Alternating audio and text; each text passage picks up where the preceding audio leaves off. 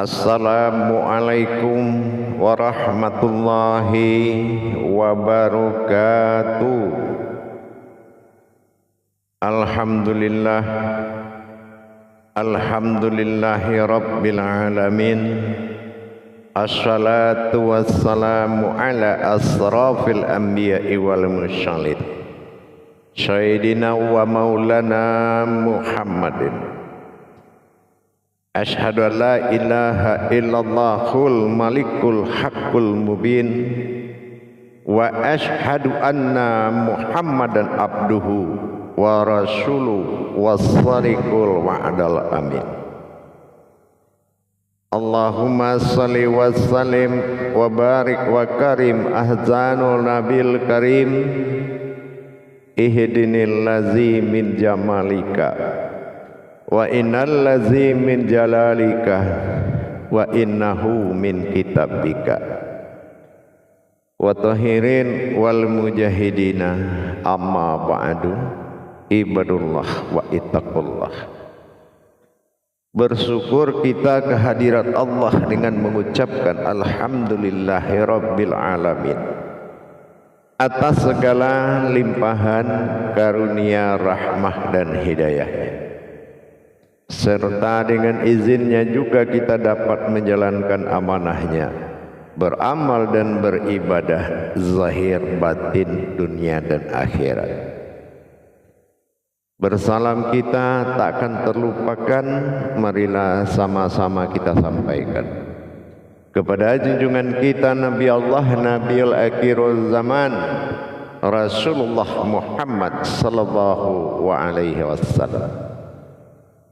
Dengannya atas nama salawatnya kita kirimkan dengan mengkalamkan Allahumma sholli ala Sayyidina Muhammad wa ala alihi Sayyidina Muhammad. Alhamdulillah bertemu lagi dengan saya Guru Mursyid Syekh Nur Muhammad Buya Irwan Maulana Al-Khalidi, Pasaman, Sumatera Barat. Tentunya dalam rangka meningkatkan iman dan takwa kita kepada Allah, tentulah kita belajar melepaskan kepercayaan mempersekutukan Tuhan dalam ajaran yang berakibat kepada kafirnya sindiknya rohani kita. Maka hanya belajar dan belajar, itulah sesuai tuntunan sunnah hadis Al-Quranil Karim, baik dalam masa syariat, hakikat, ta'rikat dan ma'rifat. InsyaAllah dalam makom majelis zikir ma'rifatullah dalam naungan Yayasan Islam Hidayatul Mubarakah Indonesia, tentulah kita belajar tuntunan ruhani kita, tauhid diri kita kepada Allah dalam makom syiar YouTube Buya Pasaman Timur yang selalu kupas tuntas hakikat ilmu, amal dan ibadah. Alhamdulillah para hadirin kaum muslimin dan muslimat dimanapun berada, sahabat dan sahabat kerabatku, para aulia wa ulama al-mukarram, para al-ustad al-ustazah, segenap rahimakumullah dimanapun berada yang dirahmati Allah. Perjalanan waktu terus berjalan. Musuh utama bagi sesuatu yang hidup menuju mati adalah waktu. Tetapi nikmat yang nyata bagi orang berilmu kepada Allah adalah waktu. Tergantung kita berprasangka dan berkedudukan seperti apa di mata Allah. Apakah waktu ini kita jalankan dengan usia? Apakah waktu ini kita jalankan dengan nikmatnya? Ini akan berdampak kepada pentajalian kekembalian kita kepada awal mula jadi. Apakah jalan amalia, apakah jalan ibadah? dalam waktu dan kesempatan yang sangat kita muliakan, yang diberikan kesempatan ini oleh Allah, adalah berpikir kembali. Pokok dari segala kebenaran ajaran adalah yang menentukan bagaimana seseorang dengan Tuhannya. Peraturan bertuhan itu adalah iman. Apa tujuan iman? Adalah agama yang mengimani segala ketentuan yang diajarkan. Mengimani bukan arti kita bisa menjalankan, kecuali tauhid yang diterima oleh Allah tauhidin kepada umat itu, yaitu adalah mengimani. Kecuali kita sudah sampai masa tauhudun dalam menjalankan dengan ilmunya. Dalam momen hal seperti ini perlu kita mencari aplikasinya seperti apa. Yang dikatakan sebuah Tuhan adalah derajat yang tidak mungkin bisa dikaji karena berbuat sekehendaknya dengan kemahaesanya. Tetapi pengkajian itu tetap ada, yaitu dengan mengkaji keumatan.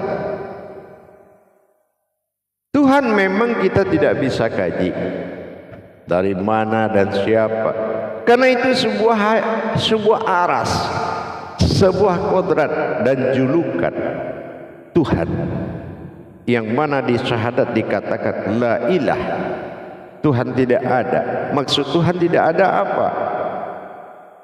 Bukan derajat tidak ada, wujudnya yang tidak ada, yang ada adalah keakuannya. Mencapai untuk yang menjadi Tuhan ini sangat ditentukan tauhid yang sangat kuat, karena tidak ada yang bisa. Allah atau Tuhan tidak pernah menjadikan Tuhan-Tuhan lain.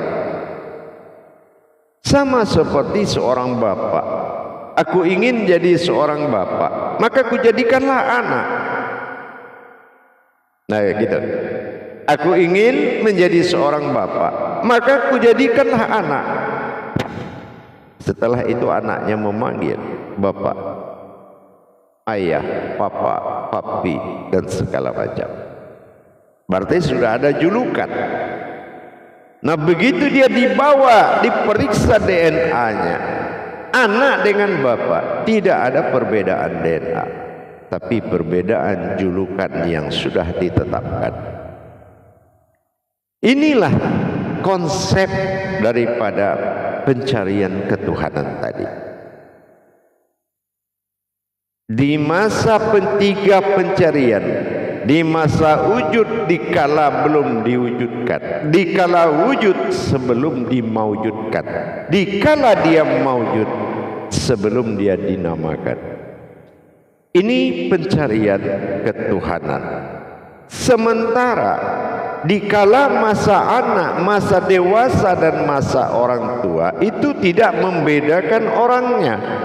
Ini yang dikatakan tauhudun. Tidak ada perbedaan di antara nama-nama yang telah ditimbulkan, yaitu derajat. Contoh anak baru lahir. Anak yang dewasa juga punya bapak, dia anak, bapak juga masih punya bapak, dia juga anak. Namanya masa anak disebut dengan kodrat bani atau masa anak. Ini yang kita lalui sekarang ini. Dalam pemahaman ketuhanan itu sama. Dikala aku adalah aku, dan aku ingin menjadi Tuhan, dan aku ingin dipanggil dengan nama Allah, itu adalah aku. Nah, ini dibutuhkan iman tauhid yang harus benar-benar menuju guru yang hak, murid yang hak, ilmu yang hak dalam kehalalan. Ternyata perbuatan ini yang dikatakan perbuatanku sendiri dalam masa aku menikmati ketuhananku, maka aku wujud dalam sifatku sendiri. Dan apabila aku ingin menikmati keinsananku, maka aku wujud di dalam keinsananku, wujud. Dan apabila aku menjadikan diriku, aku jadi diriku sendiri atau sejatinya diriku, aku adalah aku. Ini dihiasi oleh hayat kehidupan, hidup dan yang menghidupkan. Hidup adalah sifat kekal dalam hidup yang diasmakan Allah. Kehidupan adalah hayati, yaitu kehidupan insan. Hidup dan yang menghidupkan. Hidup kehidupan yang ketiga yang menghidupkan. Inilah aku. Kalau kita gabung kalimat ini menjadi tauhidun atau tauhid satu, tauhid wahid, aku adalah Tuhan yang hidup. Aku berbuat dengan diriku dan aku menikmati kehidupan diriku karena aku adalah Tuhan yang nyata dipanggil Allah dan berwujud Muhammad. Ini tauhidun. Iman kita tidak boleh lagi dibagi jadi tiga.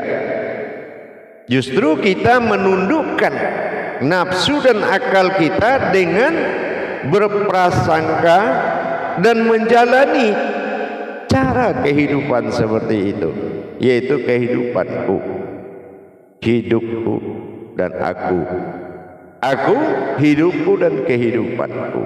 Nah, ini dalam bahasa tasawuf sering disebut aku bersifat pada sifatku sendiri.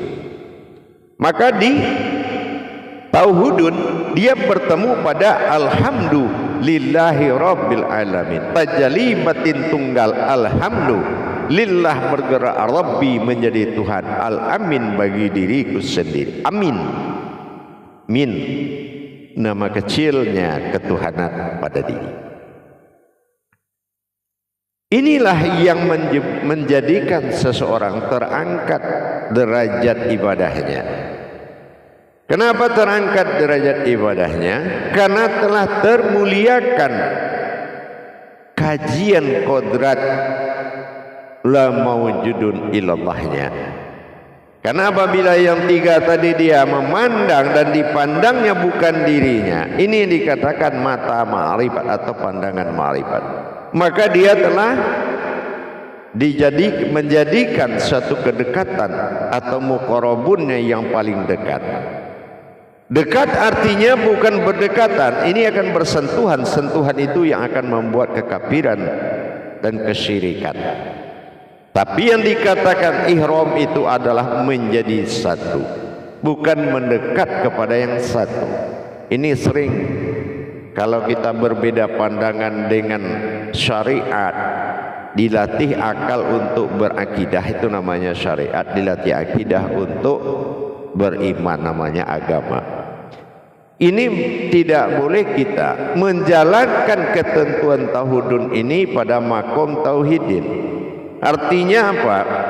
Di dalam makom iman semuanya diimani.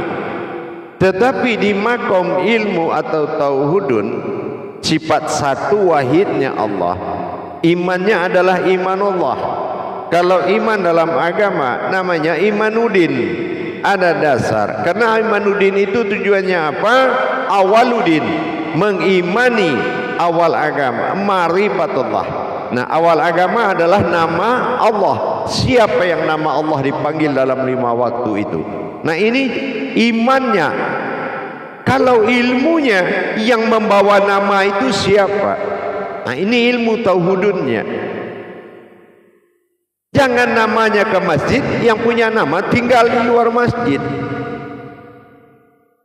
Ini yang perlu diperhatikan. Jadi jangan kita berprasangka dalam suatu kebenaran, tapi berprasangkalah dalam kebaikan. Kalau kebenaran itu sudah mutlak, tidak ada prasangka lagi di situ. Tergantung bimbingan daripada kerohaniannya. Siapa yang membimbing rohani? Jamaah yang dirahmati Allah rahimakumullah, kaum muslimin dan muslimat dimanapun berada,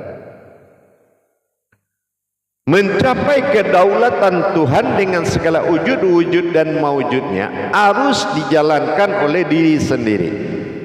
Kenapa? Ma'rifatullah itu menuju diri, ya, ma'rifatullah itu menuju diri, baik diri yang didirikan, baik diri yang berdiri, baik diri yang sebenar-benar diri. Tiga lembaga diri, huruf sin bertitik tiga. Tiga makom dalam diri menunjukkan tiga daripada tajalli Tuhan. Itu tajalinya bukan tiga Tuhan, tapi tajalli tiganya. Tajalli sir, tajalli batin, dan tajalli zat yang terwujud dalam tajalli nur. Nah ini tajalli, wujudnya tajalli nur.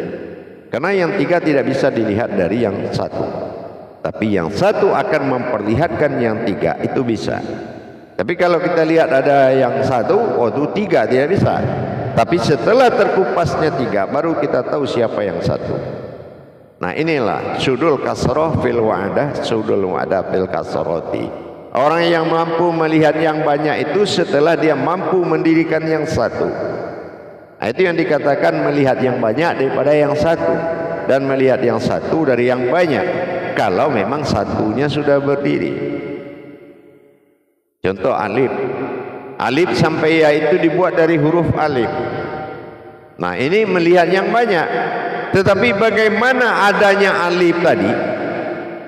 Setelah dia serahkan menjadi alif semua, terus yang tinggal siapa? Nah ini yang satu tadi, itu yaitu wujud awal semua jadi. Nah begitu juga setelah kita mendapatkan tajalli perjalanan tauhidun di dalam tauhidin tadi, pemanggilan asma dan ul husna ini sangat-sangat wajib nyata bagi hatimu, bukan wajib nyata bagi pikiran dan pandangan nama. Tetapi peleburan ketuhanan menjadikan hamzah berdiri pada wujud yang tidak lahir dari bumi dan langit. Ini sangat betul-betul harus dinyatakan. Al-Malikul Haqqul Mubin, Al-Haqqul Mubin. Al-Haq itu namanya diri, Mubin itu nyata. Bagaimana kodrat yang dijadikan, mulai diri yang sebenar-benar diri, diri yang berdiri, dan diri yang didirikan, itu harus nyata dalam satu kodrat yang berwujud iradat dan berbentuk ilmu. Kodrat, iradat, ilmu. Dan ini eksploitasinya adalah kehidupan yang mengatur. Dalam kita menjalankan kehidupan dunia kita, kita sudah bisa belajar menjalankan tiga pandangan terhadap tauhidun tadi, yaitu pandangan tauhid namanya. Jadi wahid dengan ahad ini akan berbeda. Kalau ahad ini kita belajar mengimani satu kepada yang tiga. Kalau wahid mengimani yang tiga kepada yang satu. Nah di situ perbedaannya, gitu ya. Jadi perbedaan tauhidin, ahad, nah itu yang satu diimani tiga. Tetapi kalau tauhidun yang tiga itu diimani satu. Makanya tauhid itu adalah iman, tingkatan iman. Jamaah yang dirahmati Allah rahimakumullah, kalaulah yang kedua kita melihat, meletakkan sebuah pandangan kalau orang bercerita tentang Tuhan, terus kita memikirkan ada alam lain namanya alam ketuhanan, ini sudah salah. Bahwa itu zamannya Allah, di zamannya entah berantahlah kalau zaman orang-orang dahulu bilang. Itu udah salah. Wa fi anfusikum afala tubsirun. Seluruhnya pandangan itu ke diri. Tidak ada pandangan ke zaman dulu. Ini amaliyah. Kalau amaliyah liputan akal dan nafsu harus menggambarkan. Tetapi ilmu tidak boleh bergeser daripada ketunggalannya. Zaman itu adalah zaman awal, dan awal itu adalah akhir. Bertemu di akhir, akhir itu adalah awal. Allahi fi awalul, wallahi fil akhirun. Jangan mengatakan yang lain-lain. Yang awal itu ya akhir, yang akhir itulah yang awal. Kalau ada yang awal, ada yang akhir. Tuhan dulu dengan Tuhan sekarang itu beda. Ini pandangannya sudah salah, bukan tauhid. Itu pandangan Jabariyah namanya. Akal yang belum tunduk dengan ilmu, dengan iman, akan dibicarakan seperti itu. Akal. Tetapi dalam makom tauhidin tidak boleh mengatasnamakan dahulu dan sekarang. Justru yang mau tahu yang dahulu itu adalah sekarang. Makanya fa'alamnahu min la'aduna ilma. Ilmu yang kenal itu, ilmu yang datang itu dari aku, kata Allah. Jadi tidak ada bersumber dulu dan sekarang.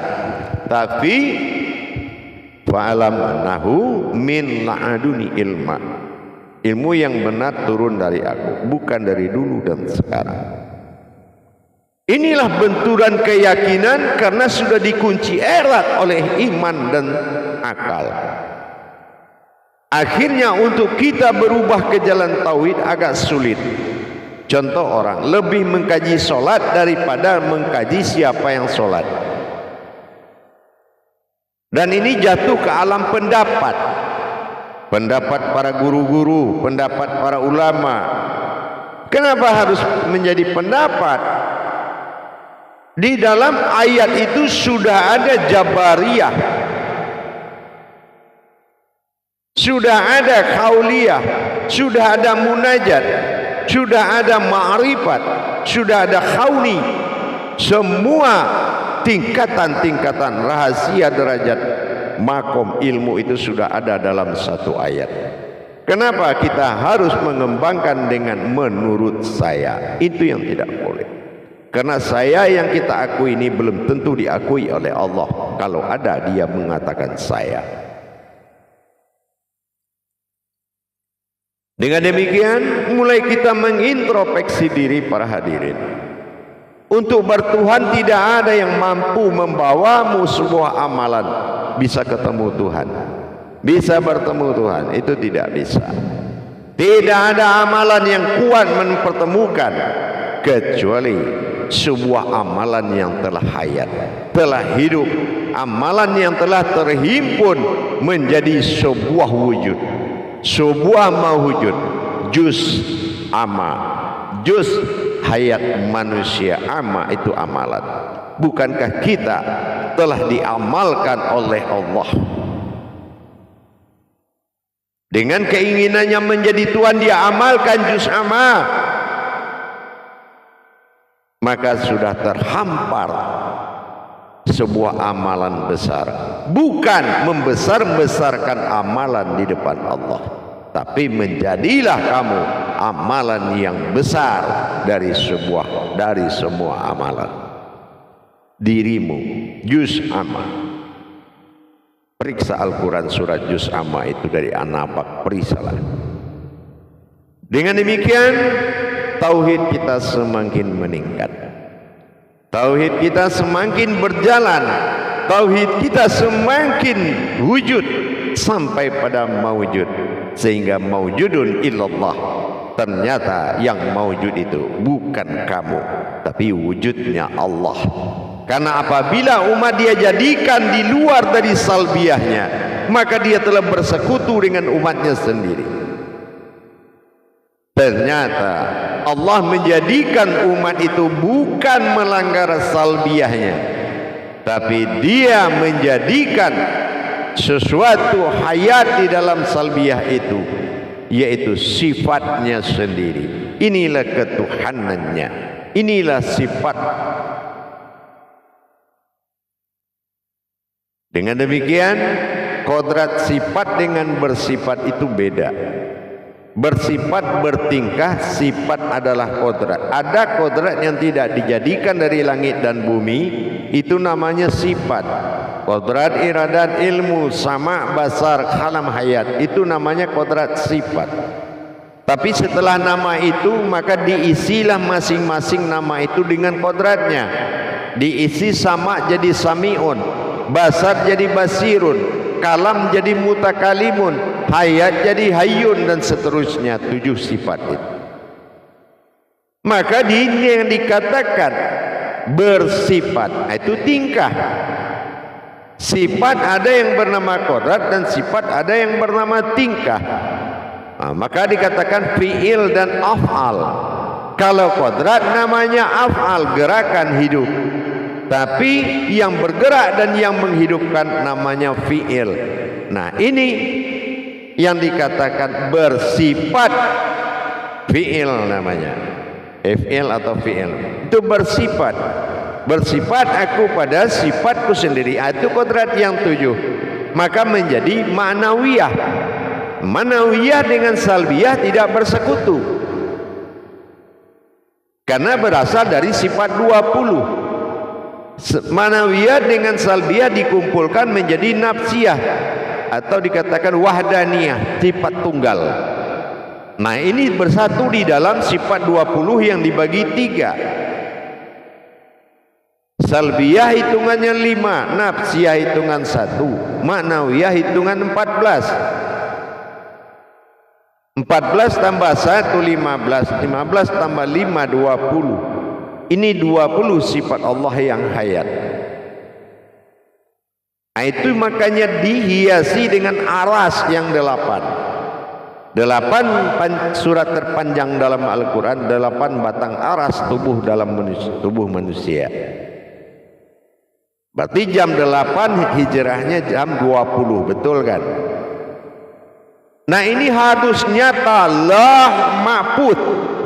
Lauh mahfuz inilah, apapun ilmumu tidak lauh mahfuz di Al-Quran, itu sifatnya syirik.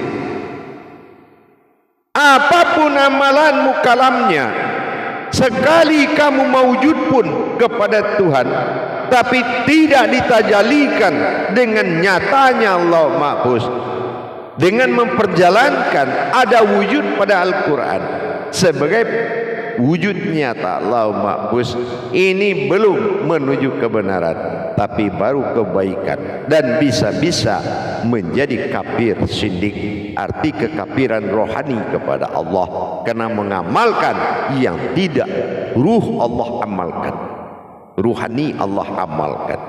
Ini juga harus diperjelas. Inilah menuju yang satu. Ini yang dikatakan sebuah wujud kembali menjadi satu. Bukan mendekati yang satu, tapi kembali menjadi satu. Tentu dengan perjalanan tauhid yang benar. Kitab yang menuntunnya adalah bidalihi marifatul haq fil ilmi.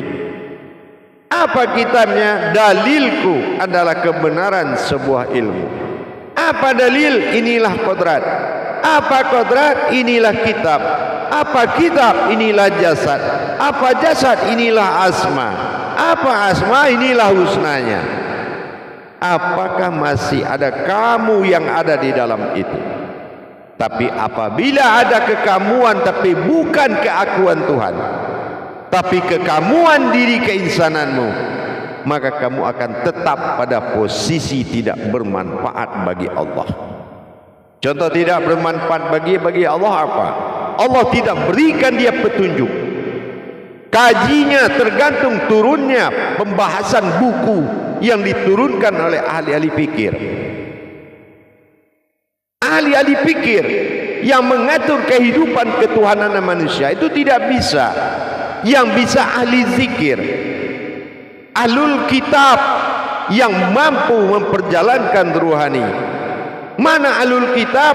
Bukan kitab yang dibatasi dengan 4 kali 6, tapi ayat yang tidak terputus, yaitu bermimbarnya Muhammad kepada Adam, berkalam Allah pada nyawa. Ini mimbartullah, betul-betul dikatakan dia mimbar, bukan sebuah podium tempat dia bercerita. Kenapa? Karena ilmu bukan datang dari guru ke murid, bukan murid melihat guru berbicara, tetapi ilmu itu adalah guru yang hayat dalam kewalian Tuhan.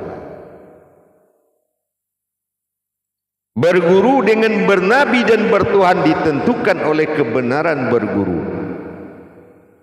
Di dalam bertauhid ilmu, dalam keyakinan ilmil yakin, tauhid pertama meyakini guru, itu sudah melatih dalam cara kita berguru dan bernabi serta bertuhan. Bukan mengumpulkan ilmu guru tapi hidup sendiri. Ini abid namanya, bukan pembentukan kealiman yang turun ke keulamaan. Dengan demikian kita mulai membentuk, mengkaji dan mentadabbur diri kita dalam perjalanan. Apa perjalanan? Tajalli sirullah dan tajalli izzatullah dan tajalli ma'rifatullah. Dalam mencapai apa? Dalam mencapai syariatullah, hakikatullah, ta'rikatullah dan ma'rifatullah. Membutuhkan wujudullah, asma'ullah, hayat Allah, wujudullah, wujud Allah, mawjudullah. Jadi tidak ada perbedaan antara titik dan 3. Tapi kalau ingin tahu bedanya, dekati dan masuklah ke dalam titik itu. Maka kamu akan berada, tahu sendiri, berada di titik apa diri. Jamaah, para hadirin dan hadirat, berhati-hatilah di dalam menjalankan ma'rifat kepada Allah. Ma'rifatullah, apa yang dilihat oleh Allah, apakah sudah dia melihat dirinya dalam wujudmu? Dan apakah kita sudah memenuhi syarat untuk mendapatkan perjalanan ma'rifatullah itu tadi? Jangan kita tahu makom ibadah tapi tidak tahu makom Tuhan. Jangan kita hanya mengatakan Tuhan ada tapi makom umat tidak tahu. Bagaimana ada Tuhan tanpa umat? Tidak akan mungkin. Ini satu kesatuan yang tidak boleh dipisahkan. Maka dengan demikian, menjadi satu bukan mendekati yang satu. Menyatukan diri dengan mukharabin, kembali menjadi satu. Diri yang kembali itu, insyaallah mudah-mudahan bisa membuat sentuhan kepada kita. Karena alif kembali kepada alif. Tidak ada yang mampu orang melihat siapa yang meninggalkan jasad. Apakah sesuatu atau memang yang satu itu yang kembali, atau bagaimana? Inna lillahi, inna ilah, aku Tuhan. Inna lillah, aku yang memberi dan bergerak. Inna lillahi, aku juga lah yang hidup. Aku yang Tuhan, aku yang datang, aku yang hidup. Innallaha innallahi innallahu inna lillahi. Perjalananku ma'ada, perjalanan waktu dan kesempatan. Bada adalah kesempatan ketuhanan yang diuji oleh alam ini terhadap dirimu. Yang diuji ketuhananmu bukan cobaan. Jangan dikatakan ada cobaan. Kula musihibatun innalillah. Kalau ada musibah, kembalikan. Kenapa kembali? Karena itu bukan musibah. Setiap kejadian yang menimpa diri orang bertuhan, itu bukan musibah. Kalaulah engkau tahu, kata Allah, apa yang ada di balik musibah itu.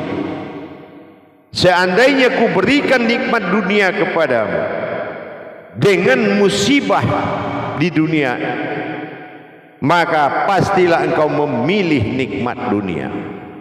Padahal kalau engkau tahu nikmat yang ada di dalam musibah, maka pasti kamu memilih musibah. Karena musibah ini adalah salah satu jalan yang tidak mengandung akal dan nafsu, dan bermakna berlipat ganda. Contohnya, satu contoh saya kasih tahu, satu contoh aja. Kalau kamu sakit dan kamu merasa menderita sakit, ini sudah salah kamu memaknai cara bertuhan kepada Allah. Dan kalau kamu ingin tidak mau mendengar Allah mengalami sakit, maka kamu akan meminta sakit itu demi melindungi derajat ketuhanan Allah dari hadas penyakit. Itu orang bertuhan. Bukan sakit itu musibah, tapi sakit ini adalah salah satu jalan beribadah yang langsung kepada Allah. Alhamdulillah, amin. Katakan demikian. Jangan hanya menerima sesuatu, alhamdulillah, amin. Padahal yang kamu terima dengan alhamdulillah, amin, melain sakit itu adalah ujian. Tetapi hubungan langsung dengan Allah adalah sakit. Bagi yang mengalami, maka dia sudah menjadi perhatian Allah. Bukan kita meminta sakit, tapi orang yang tidak sakit, orang dalam lindungan. Tetapi orang yang sakit, orang yang dalam kecintaan Allah. Insya Allah. Waktu dan kesempatan ini menyatakan dan memberikan suatu kesimpulan. Jangan kembali kepada yang satu, tapi kembalilah menjadi satu. Insya Allah. Inna lillahi aman. Al-aman lillahi rabbil alamin. Apa aman? Syiratul ladzina an'amta. Singkirkanlah sifat kemanusiaanmu dan dirikanlah kemanusiaanku pada dirimu. Insya Allah. Sirat, tersirat, lazi adalah diri, na'aku an adalah batin, am terlihat, ta'ala bersifat Tuhan, ihim berbentuk diri. Ini hakikat dari ayat. Fatihatun nasyun, kandungan sir al-fatihah. Insya Allah mudah-mudahan bermanfaat. Dan bagi yang sudah mengerti, saya hanya mengingatkan saja biar tidak lupa. Tapi kalau belum memahami, marilah kita sama-sama mengintrospeksi diri dan belajar kembali dengan baik, mumpung Allah memberikan kesempatan kepada kita. Ingat, pernah Allah mengkalamkan dalam satu hadis, wahai Muhammad, kalau dilihat sekarang, seandainya aku berdiri di ketuhananku tanpa kasih sayang, maka tidak bersisa umatmu satupun. Inilah melencengnya target ketuhanan pada diri umat Muhammad. Karena itu adalah perjalanan Tuhan. Islam adalah kodrat, bukan sembahan. Ingat, belum dapat kajian kodrat dan iradat berwujud ilmu, tidak akan tahu kamu Tuhan itu siapa dan kamu siapa, jamaah dan para hadirin. Sebagai guru mursyid saya hanya mengingatkan, jangan buang-buang waktu soal ketuhanan. Kasihan keluarga, bapaknya sampai saat ini belum nyata Tuhannya. Belum pernah dia mengangkat takbir, tapi 5 waktu dia angkat tangan. Beda dia mengangkat takbir dalam 5 waktu dan mengangkat tangan. Sementara dia belum bisa mengangkat takbir. Apa takbir yang mau diangkat? Apa terjadi dalam takbir? Yang tahu hanya angkat tangan. Bagaimana bisa selamatnya keluarga, anak dan istri, suami dan macam-macam, kalau uluhiyahnya belum bertuhan. Man rabbuka, ini akan selalu mengintai. Alhamdulillah. Bagi para hadirin jamaah kaum muslimin dan muslimat yang ingin mendapatkan wawasan dan ilmu tentang ketuhanan tauhid, terhadap ketuhanan dan keakuannya, tauhidin dan tauhudun, silakan mencari aplikasi Buya Pasaman Timur di Play Store Anda dan isilah data sesuai KTP dan segala bentuk pendaftarannya, maka akan kita layani.